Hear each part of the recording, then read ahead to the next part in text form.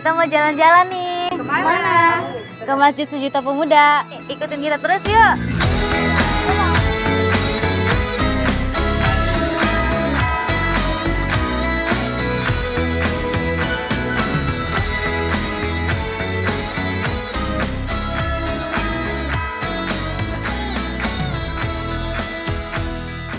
Setelah perjalanan beberapa jam, akhirnya kami sampai juga. Udara Sukabumi menyambut kami dengan hangat. Masjid Sejuta Pemuda.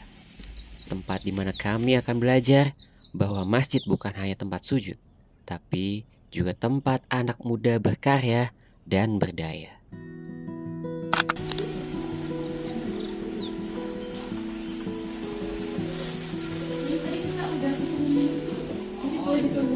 Oh iya, terima kasih ya. Segelas es teh tarik dingin jadi welcome drink yang sempurna di tengah udara Sukabumi yang segar. Sejenak kami rehat menikmati pemandangan alam sebelum memulai agenda utama.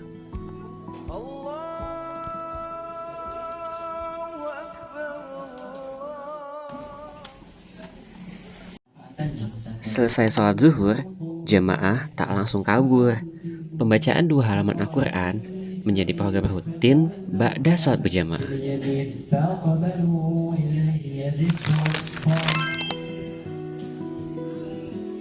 Selanjutnya, kami dan jamaah lainnya diarahkan ke bangunan samping masjid. Kira-kira ada apa ya?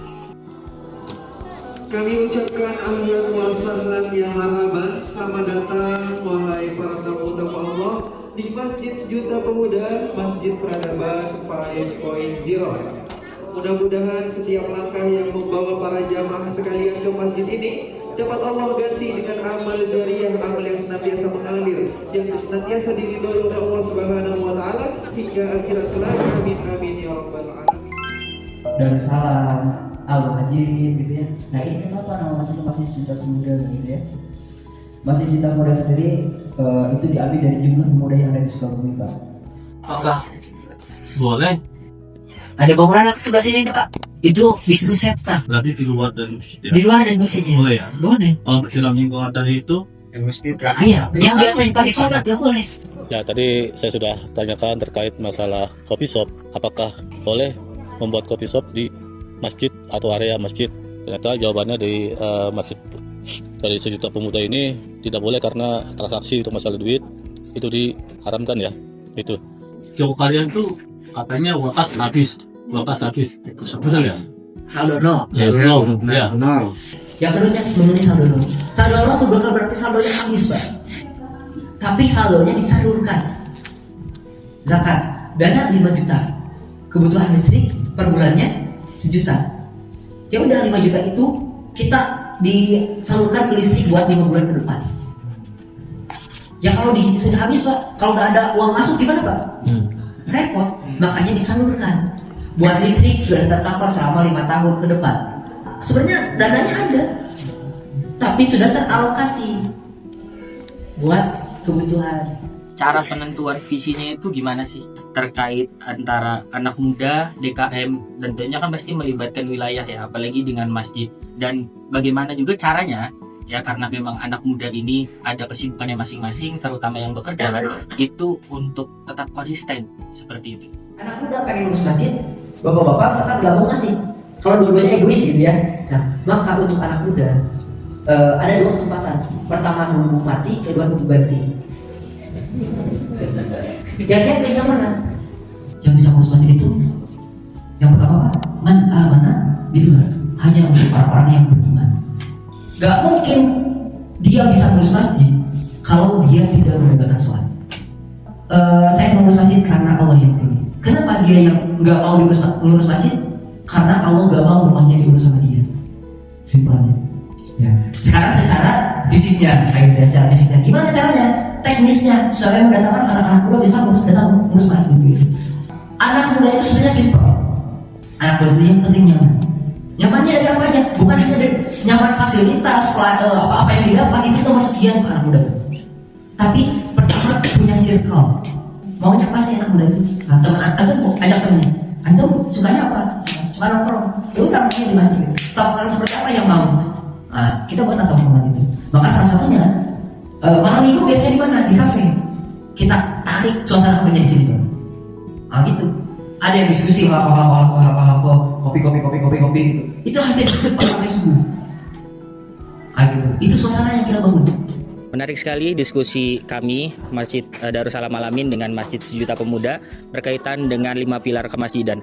Tapi masih ada yang kurang detail tadi penjelasannya. Makanya tadi saya nanya terkait dengan persamaan visi antara DKM Masjid dan remaja. Nah itu yang harus disamakan terlebih dahulu ternyata ya. Harus diselesaikan sesuai dengan tipologi masjidnya.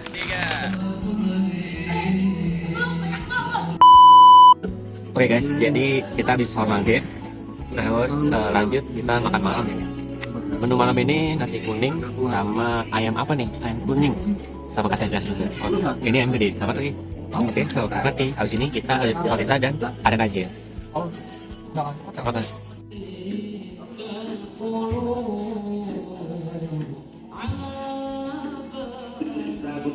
Masjid Peradaban 5.0, Masjid Mustahilaban, Masjid Solusi seluruh umat. Peradaban besar dimulai dari masjid.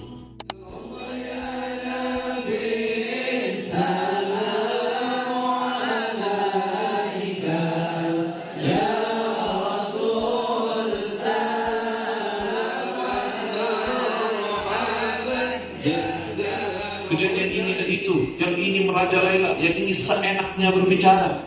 Dari rombongan Masjid Darussalam Al-Amin, yang saya tanyakan itu berhubungan tentang takdir yang terkadang kita tidak sesuai apa yang kita ekspektasikan nih. Dan dari kata Habib sendiri, jawabannya itu balik ke ikhtiar kita itu bagaimana. Dan meskipun nggak sesuai sama apa yang kita harapkan, kita harus jalani itu sama hal itu sudah baik ke depannya.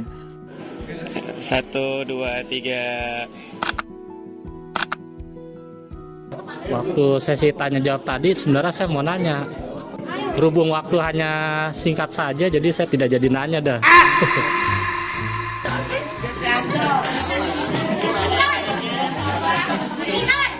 Bang, aturun bang.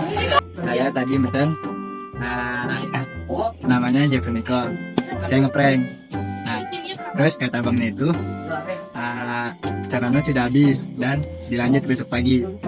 Pas saya sudah duduk, saya lagi santai-santai, tiba-tiba nemenin panggil Jeffrey Nicole. Saya malu dikit ya. Dan saya dapat 2 lagi. Cek dulu kita. Oke.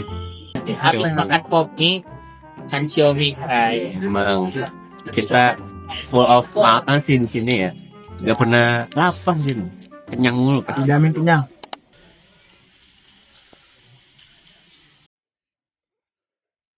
As-salatu khairun minan nawm. Bismillahirrahmanirrahim.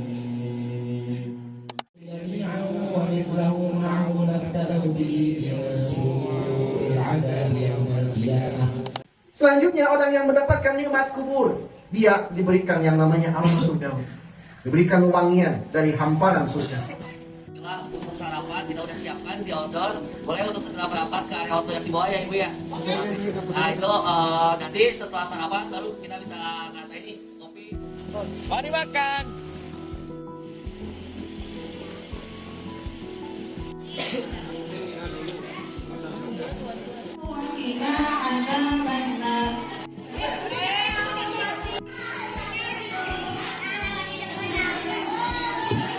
Berakhirlah sudah kegiatan studi banding Masjid Darussalam Al-Amin di Masjid Sejuta Pemuda. Wah, keren banget ya program-program di Masjid Sejuta Pemuda ini. Ada program makan gratis 3 kali sehari lagi. Terus ada masjid ramah anak dan ramah musafir. Terus ada juga program One Day One Juz yang dibaca setelah sholat wajib. Ada banyak sekali insight dan manfaat yang kami dapatkan dan menginspirasi kami. Tapi Ustaz Sanusi sempat menggarisbawahi nih, tidak semua program itu bisa diterapkan di masjid masing-masing. Karena mesti disesuaikan juga nih dengan kondisi sosial dan permasalahan di masjid tersebut. Jadi kira-kira program apa yang cocok buat masjid kita? Walau kau ujung dunia, meski ketujuh samudra, karena aku yakin kau hanya untukku.